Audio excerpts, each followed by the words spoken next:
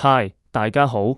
今日講嘅係星岸資料嘅第25個視頻，介紹演員沈騰生辰資料，可以喺維基百科下載。星盤中有個特別星格，日月夾金星，擁有日月夾金星命主，喺工作上追求完美。沈騰嘅成功係個人努力與行業發展嘅共振，佢見證咗開心麻花由話劇團體到影視巨頭嘅蛻變，共並推動咗中國喜劇系小品式幽默向電影化敘事升。喺流量當道嘅時代，佢憑借實證嘅表演功底同對作品嘅嚴格把控，成為質量與票房嘅雙重保證。2003年，沈騰由革命軍藝術學院戲劇表演專業畢業之後，成為開心麻花嘅首批簽約藝人，並出演咗劇團首部舞台劇《想吃麻花宴給李寧》。最初嘅發展階段，話劇市場極度冷清，最艱難時甚至出現台上演員比觀眾重多困境。面對困境，沈騰並未退縮，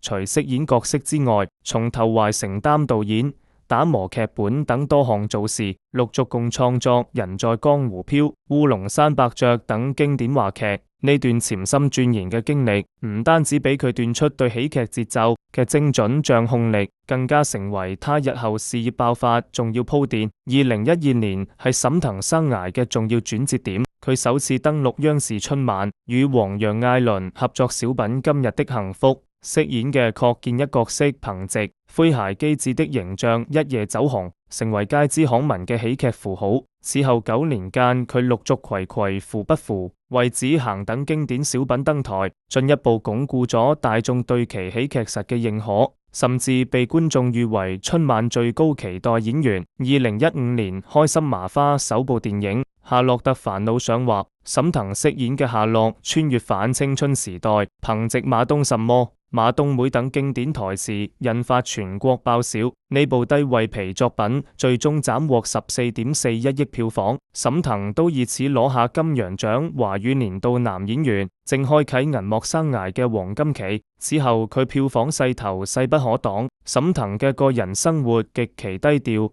同老婆黃琦相識於早年，喺佢事業谷底時就要互相扶持，共同走過難關。結婚之後，黃琦投懷放棄演藝事業，將重心擺喺家庭度，專心湊生活，成為沈騰事業發展嘅堅強後盾。星岸將每個喺 YouTube、Facebook 同 Reels 更新，歡迎有興趣嘅朋友觀看。沈騰嘅視頻就講到呢度，多謝大家嘅收看。